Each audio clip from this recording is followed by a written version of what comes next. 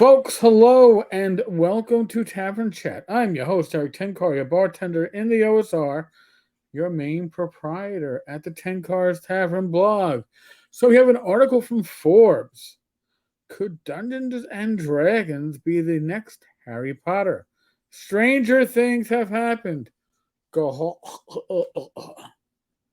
I'm sorry. Sorry. The puns are bad. In any case, as it nears 50 years old, the role playing game is more popular than ever, and Hasbro is looking to cash in, mind you, by moving its Wizards and Warriors to TV, movies, game consoles, and even virtual tabletops.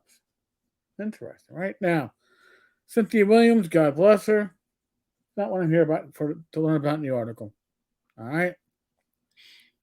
What do I want to know about D&D from this article? Well, apparently there are numbers here from yet last year's survey, I'm guessing. In fact, around 40% of D&D players are now female. That's huge. When I was a kid in the 80s and 90s, 1 in 10, 1 in 8, honestly. So what is that? 10, maybe 15%? Now, ShireCon, my observation was about, my wife had the same observation, about 30, 35%, about a third of the players or the attendees at ShireCon were women. That has been changing even in the OSR. Okay, folks? That demographic isn't limited to a change just because of 5e. It's a demographic that's changing overall. It's a good thing. All right? That's half the population is female. All right? I'm very happy to see that we're getting more women into gaming. All right. So, that was my 2020 study Wizards of the Coast conducted with market research, Newzoo. And surprisingly, for a game that's about to turn 50, the players skew young. Now, before we get to what the players skew, I'll tell you how we skew.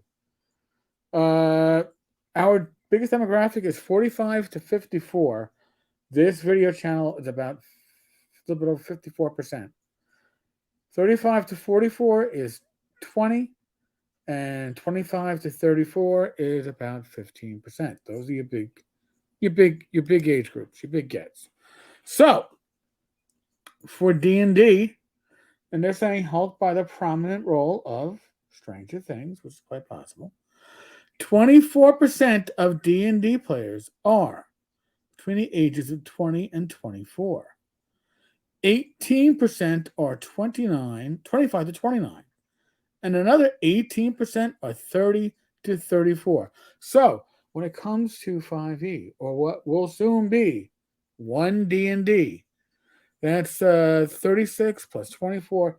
60% of gamers are between the ages of 20 and 34 for 5e. That's huge. And that's the market of what? Unattached, generally single, disposable income.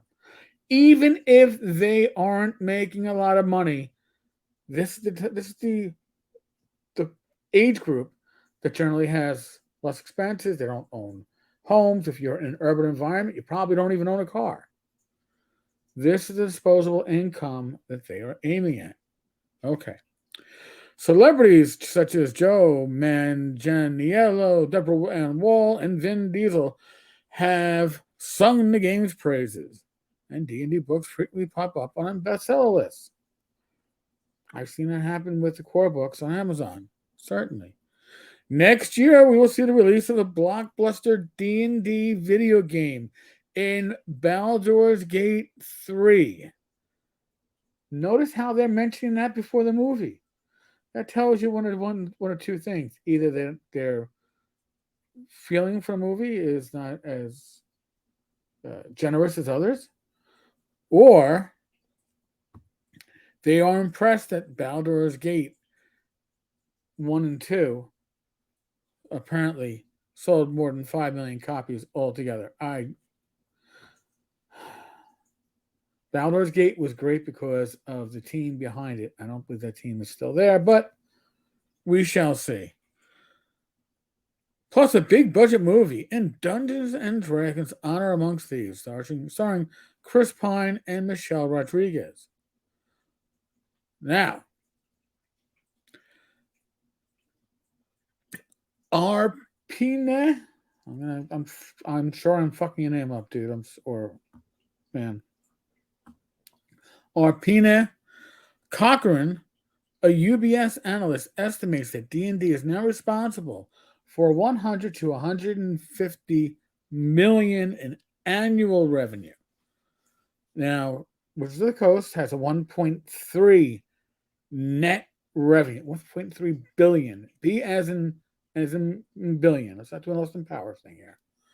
Okay, but D&D is growing fast, with revenue up a reported 35% in 2020 from 2019. Well, we can, I guess, thank in part the pandemic. And more introductory D&D products. Now, this is interesting.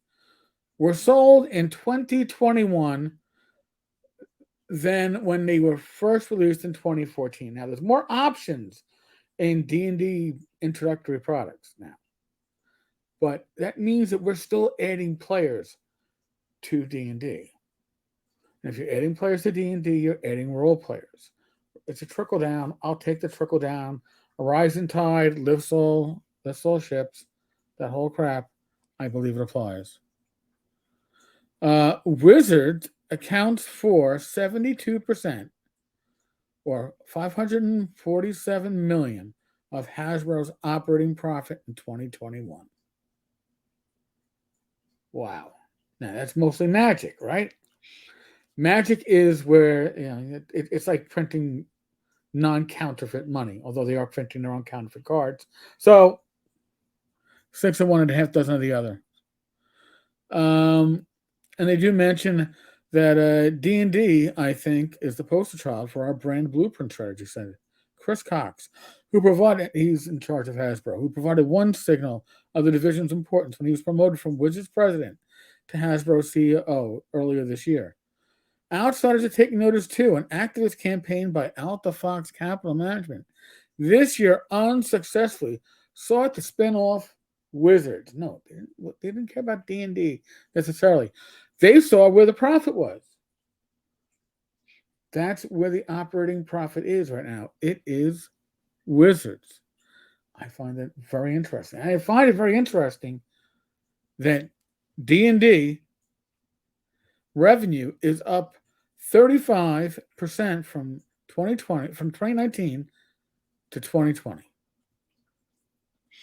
And if it's estimated that it's between 100 and 150 million, that means that every year its revenue is going up, well, ballpark, about 50 million a year. Pretty impressive. So what can you say about that? This is an interesting article. I will link it in the show notes. By the way, just a reminder, we have launched, I use that word very loosely, the Tavern's video network. And all it is associated video channels from other hosts you may see on here. We may expand it to people that have done guest appearances on our channel, maybe as associates. And we're going to get weekly updates so you know what's on each of these channels, where you can go to subscribe and watch. It should be a pinned comment at the end of this. Also, Gamers Health, which Rachel and I do. We're going to be working on recipes, food hacks, some of our exercise equipment, other stuff. That will be up on a Gamers Health Substack. So, hey, subscribe to both. They're free. Why not? Folks, as always, we are in the midst of what? The world of the endemic. Please, I beg of you, use your common sense. Be safe, be well, God bless. Roll those dice, roll them well. I will be back again tomorrow with some more random news, random shite, something. We'll see.